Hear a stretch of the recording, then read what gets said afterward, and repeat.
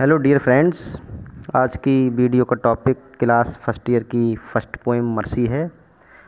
ये एक सोनेट है और सोनेट क्या होता है? वह पोएम जिसमें 14 लाइन्स होती हैं, यानी वह पोएम जिसमें 14 लाइन्स होती हैं उसे बोलते हैं सोनेट। और सोनेट के बारे में विस्तार से मैंने इससे पहले वाली वीडियो में बता दिया था। शेक्सपियर ने सभी 154 सोनेट लिखे थे, ये उनमें से एक है। और विलियम शेक्सपियर जो कि इंग्लिश लिटरेचर के बहुत महान कवि थे, उन्होंने अपना एक प्ले लिखा था मर्चेंट ऑफ वेनिस। ये उसी पर बेस्ड है, बल्कि ये कह सकते हैं कि उसी से लिया गया है ये। तो मैं आपको इसकी थोड़ी कहानी बताना चाहता हूँ। पहले आप ये एक चार्ट के थ्रू उसकी कहानी समझ लें।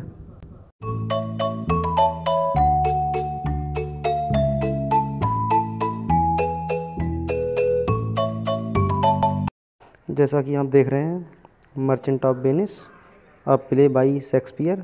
शेक्सपियर ने 1596 यानी 1596 में ये प्ले मर्चेंट ऑफ वेनिस लिखा था, जो कि एक कॉमेडी है। और इसी में जो मर्सी पोएम है वो इसी से ली गई है। तो मैं इसकी थोड़ी आपको संक्षेप में कहानी बताना चाहूँगा।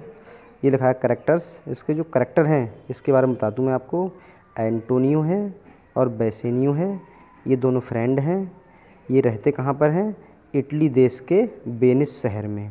मतलब एंटोनियो और बेसेनियो ये दोनों फ्रेंड हैं, ये वेनिस में रहते हैं। एंटोनियो और बेसेनियो दोनों एक दूसरे को भाई की तरह मानते हैं और बिल्कुल भाई की तरह रहते हैं। एक दिन क्या होता है, बेसेनियो एंटोनियो के पास रुपए उधार लेने जाता है। तो एंटोनियो कहता है अभी तो मेरे पास नहीं है।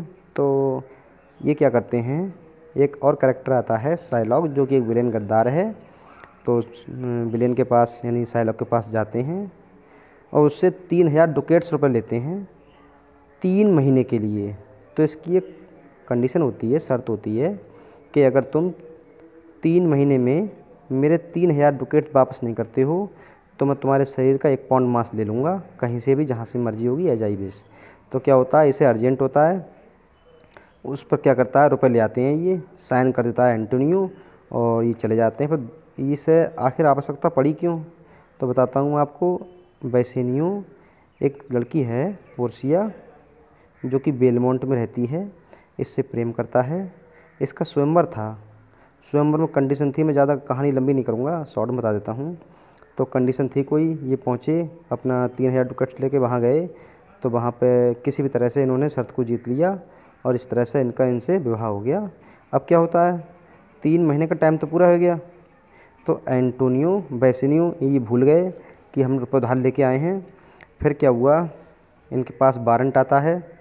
फिर ये बात जब पता चलती है इन्हें तो इनका तो होश उड़ जाते हैं इनके, लेकिन टाइम पूरा हो गया। तो ये वेनिस की अदालत में जाता है, कहता है सर मुझे इंसाफ चाहिए। जज साहब से कहता है सर मुझे इंसाफ चाहिए, इन्होंने मुझसे रुपये उधार लिए हैं, ये वापस नहीं कर रहे हैं। अब जो है, अब रुपए का तो टाइम पूरा हो गया। तो मैंने जैसा कि बॉन्ड बनाया था मैंने कि मैं इनके शरीर का 1 पाउंड मांस ले सकता हूँ कहीं से भी, जहाँ मेरी मर्ज़ी होगी। अब टाइम पूरा हो गया तो ये मांस भी नहीं दे रहा है अभी ये। तो क्या करते हैं, अब ये बात पता चलती है पोर्सिया के लिए। तो पोर्सिया एक वकील के भेष में जाती है, अदालत में पहुँच जाती है। तब वह अपनी बात को रखती है, केस को समझती है पूरा। तो जो जैसा कि लिखा है मर्सी एक सोनेट, यानी जो पोइम हम अभी डिस्कस करते हैं या डिस्कस कर रहे हैं अभी, उसके बारे में तब ये बताती है, दया के बारे में। तब ये पोर्सिया जो गद्दार है शाइलॉक, उससे कहती है कि तुम्हें एंटोनियो पर दया करनी चाहिए, कि दया ऐसा गुण है, दया ईश्वर का गुण है, जब तुम दया करोगे तुम महान हो जाओगे। दया एक बहुत अच्छा प्राकृतिक गुण है और इसकी तुलना ईश्वर से की गई है। और यदि दया जो है देने वाले, दया लेने वाले दोनों को आशीर्वाद देती है। यदि कोई राजा अपनी प्रजा को न्याय करता है और उसकी न्याय में दया होती है तो उसकी शक्ति ऐसे लगता है जैसे ईश्वर की शक्ति हो। ये सब कहानी बताती है। तो इसी को हमें इस पोएम में देखना है, मर्सी में। तो स्टार्ट करते हैं poem mercy. The quality of mercy is not strained. The quality गुण ऑफ मर्सी दया का इज़ नॉट नहीं है। स्ट्रेंड मीन्स बलपूर्वक प्राप्त करना या ज़बरदस्ती प्राप्त करना। दया एक ऐसा गुण है जिसे ज़बरदस्ती या बलपूर्वक प्राप्त नहीं कर सकते। It dropped as the gentle rain from heaven upon the place beneath. It dropped ये गिरती है, एज द जेंटल रेन एक बहुत सज्जन बारिश, फ्रॉम हेवन स्वर्ग से, मतलब आकाश से, अपॉन द प्लेस स्थान पर, बीनीथ नीचे। यह ऊपर आकाश से एक सज्जन बारिश के रूप में नीचे पृथ्वी पर गिरती है। It is twice blessed. It ये इज है, ट्वाइस दोगुना या दोहरा, ब्लेस्ड आशीर्वाद, ये दोहरा आशीर्वाद होती है। It blessed him that gives and him that takes. It ये ब्लेस्ड आशीर्वाद देती है, हिम उसके लिए, दैट गिव्स जो देता है, एंड हिम और उसके लिए, दैट टेक्स जो लेता है, दया प्राप्त करता है। दया यानी वह व्यक्ति जो दया देता है उसे भी ये आशीर्वाद देती है, और जो व्यक्ति दया प्राप्त करता है ये उसके लिए भी आशीर्वाद देती है। पूरा अर्थ देखते हैं। दया एक ऐसा गुण है जिसे किसी व्यक्ति से बलपूर्वक प्राप्त नहीं कर सकते। ये ऊपर स्वर्ग से नीचे सज्जन बारिश के रूप में पृथ्वी पर गिरती है। ये दोहरा आशीर्वाद होती है। ये दोनों को आशीर्वाद देती है।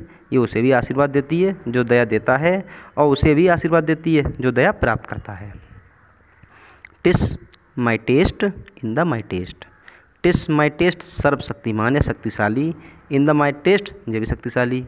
मतलब संसार में जो भी शक्तिशाली लोग हैं उनके पास शक्तिशाली अधिकार होते हैं या बहुत सारी शक्ति होती है। It becomes the throned monarch better than his crown. It becomes ये होती है, द थ्रोनेड होता है राजा, थ्रोन्ड होता है सिंहासन, मोनार्च होता है राजा, वेटर अधिक अच्छी, दैन अपेक्षा, हिज क्रॉन उसके मुकुट से। दया एक राजा के मुकुट से अच्छी होती है। वह राजा जो कि सिंहासन पर बैठा हुआ है, कह सकते हैं राजा जो कि अपने सिंहासन पर विराजमान होता है, तो दया उसके मुकुट से भी अच्छी होती है। His sceptre shows the force of temporal power.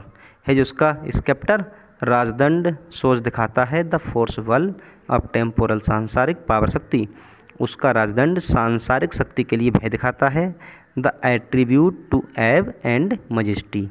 The attribute प्रतीक है, टू एब डर का, एंड मजेस्टी भव्यता शान शौकत, जो कि डर और शान शौकत का एक प्रतीक है।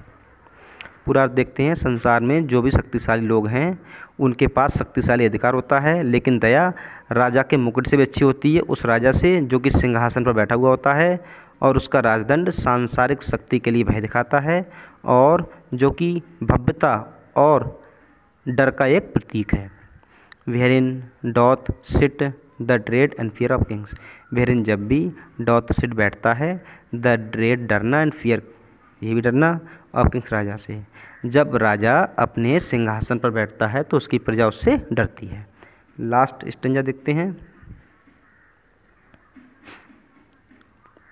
What mercy is above this sceptred सबे।